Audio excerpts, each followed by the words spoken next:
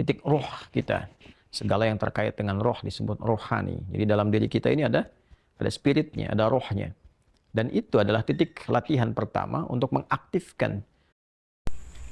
Assalamualaikum warahmatullahi wabarakatuh. Alhamdulillahirabbil alamin. Allahumma sholli ala sayyidina Muhammad wa ala ali sayyidina Muhammad. Kembali lagi di channel Khonispedia. Semoga kita semua dalam keadaan sehat walafiat. Semoga rezeki kita dilapangkan dan segala urusan dimudahkan. Amin. Sebelum lanjut pada pembahasannya, mari kita bersama-sama dukung channel Khonispedia ini dengan cara tekan tombol like, komen, share, dan subscribe-nya agar channel ini dapat berkembang dan dapat terus menjadi penyambung tausiah Islami. Baik, mari kita simak penjelasan dari Ustadz bersama-sama dengan harapan dapat menjadi tambahan ilmu yang bermanfaat untuk kita. Bismillahirrahmanirrahim. Assalamualaikum warahmatullahi wabarakatuh. Alhamdulillahi rabbil alamin. Wassalatu wassalamu ala rasulillahil karim wa ala alihi wa sahbihi ajma'in wa ba'd. Saudara-saudariku dimanapun Anda berada, semoga Allah subhanahu wa ta'ala memuliakan, menyehatkan, melindungi kita sampai dengan detik ini kita dapat bersua. Dan lebih dari itu, semoga Allah subhanahu wa ta'ala senantiasa memberikan taufik, panduan untuk menjalani kehidupan di dunia ini agar mendapatkan rahmat Allah subhanahu wa ta'ala yang bisa kita bawa pulang menghadap Allah pada hari kiamat kelak, insyaallah. Teman-teman, malam ini di tanggal 26 Oktober 2023 Masehi, edisi spesial yang biasanya kita membahas Aqsa dengan cukup panjang. Kali ini kita ingin berbagi pesan yang sangat singkat. Yang dalam singkat ini kita ingin mengingatkan baik kepada diri saya pribadi dan kepada kita semua tentang satu bagian dari ayat Al-Quran yang kiranya penting kita renungi, yaitu Quran surah ke-81 At-Takwir di ayat ke-26 saat Allah subhanahu wa ta'ala berfirman, "Fa'aina tadhhabun?" Maka engkau itu sesungguhnya mau kemana? Ayat yang singkat tapi begitu padat dan sangat mendalam, memberikan satu kesan yang cukup menusuk ke dalam jiwa setiap manusia. Pertanyaan yang datang langsung dari pencipta kita, sesungguhnya engkau mau kemana? Allah sudah menjelaskan mengapa kita diciptakan. Allah sudah memberikan jalan kehidupan bagi kita dan menerangkan konsekuensi di balik pilihan-pilihan yang kita tetapkan untuk menempuh jalan-jalan yang dimaksudkan. Bila benar, resikonya seperti ini. Bila salah, konsekuensinya demikian. Maka, di antara sekian manusia yang telah mengetahui semua konsekuensi itu, terkadang masih mengedepankan bujukan-bujukan atau bahkan pengaruh-pengaruh nafsunya agar bergeser dari nilai-nilai kebaikan, bahkan nilai kemanusiaan yang telah Allah tetapkan. Ketika Allah menyampaikan, tidaklah aku ciptakan jin dan manusia itu kecuali untuk menaati aku, untuk beribadah kepada aku. Jadi sifat menjalani kehidupan di muka bumi ini adalah dilandaskan pada kepatuhan kita kepada Allah subhanahu wa ta'ala. Kepatuhan itulah yang disebut dengan ibadah. Patuh, tunduk, patuh, bahasa Arabnya itu disebut dengan Islam. Jadi Islam dalam pengertian etimologi secara bahasa artinya tunduk, patuh, taat. Orangnya disebut dengan Muslim. Jadi setiap manusia itu konsekuensinya memang mesti patuh, tunduk, dan taat kepada Sang Pencipta, yaitu Allah subhanahu wa ta'ala. Karena itu ketika Allah menyampaikan di dalam firman-Nya, "Wa ma khalaqtul jinna wal insa illa liya'budun." Tidaklah aku ciptakan jin dan manusia itu kecuali untuk menjadikan seluruh aktivitasnya agar menaati Allah subhanahu wa ta'ala, dijadikan sebagai ibadah. Jadi kita dari bangun tidur sampai tidur itu sejatinya adalah memetakan kurikulum untuk menaati Allah dalam bingkai ibadah. Dilatih dalam bentuk ritual. Ritual itu untuk mengaktifkan titik spiritual kita, titik roh kita. Segala yang terkait dengan roh disebut rohani. Jadi dalam diri kita ini ada spiritnya, ada rohnya. Dan itu adalah titik latihan pertama untuk mengaktifkan ya, titik-titik kebertuhanan.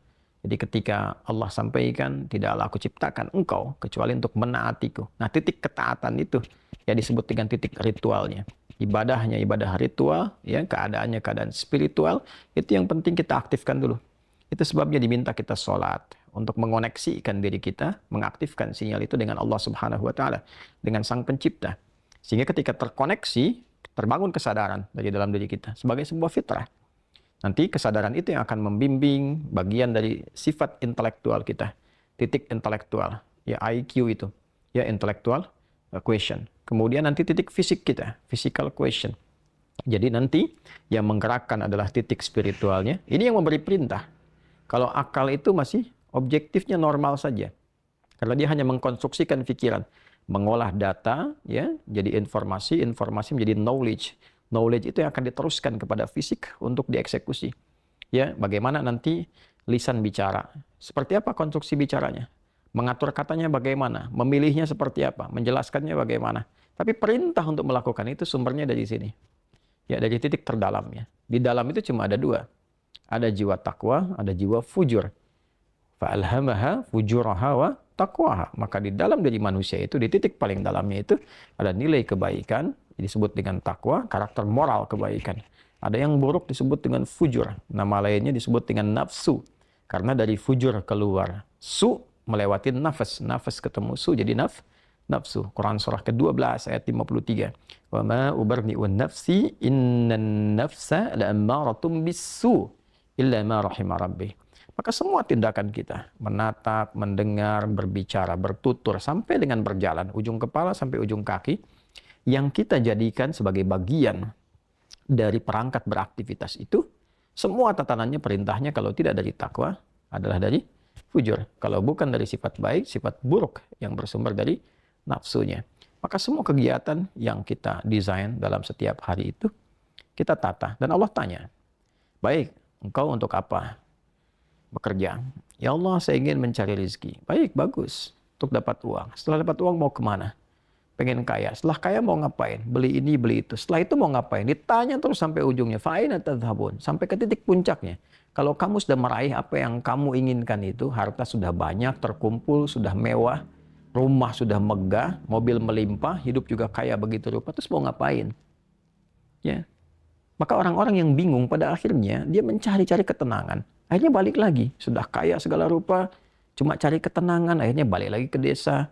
Nyewa gubuk, nanam kangkung, nanam cabai. Terus kalau memang dengan seperti itu bisa bahagia, kenapa selama ini kerja keras mendapatkan sesuatu yang dikumpulkan?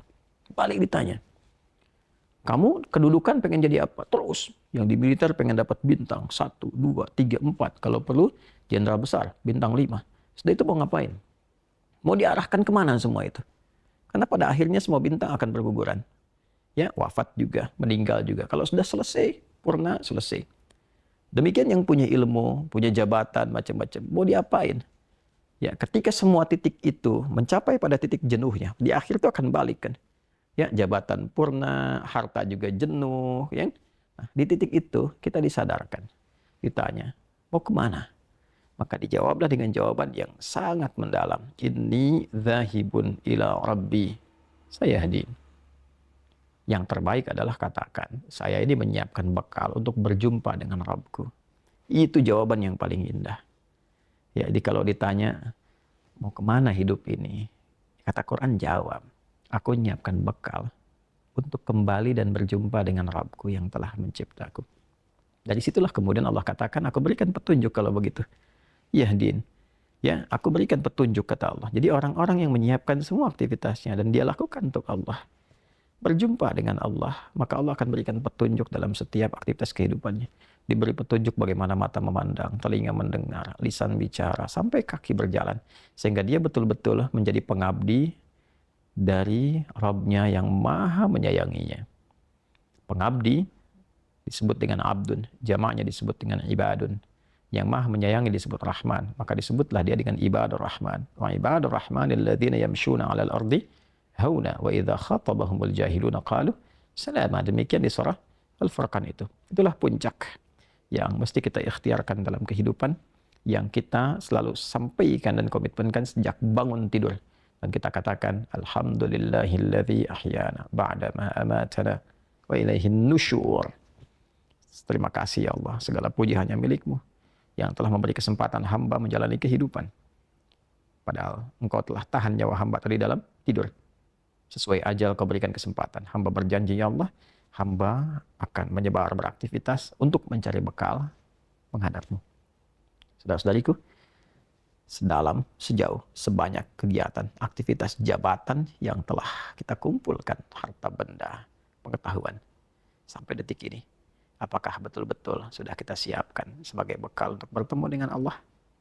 Atau hanya sekedar mengumpulkan semua itu tanpa arah, yang pada akhirnya bertemu dengan kejenuhan kembali? Renungkanlah malam ini, malam Jumat. Jumat saat manusia pertama diciptakan, diturunkan di surga, mengawali misi di dunia, diwafatkan, dan di titik itu kita akan berpisah dengan dunia. Saat azan berkumandang, nampak jelas seluruhnya. Semoga Allah muliakan kita. Selamat merenung. Allahu Akbar. Allahu Akbar. Subhanakallahumma bihamdika, nasyhadu an la ilaha illa anta, nastaghfiruka wa natubu ilaik. Alhamdulillahirabbil alamin. Assalamualaikum warahmatullahi wabarakatuh.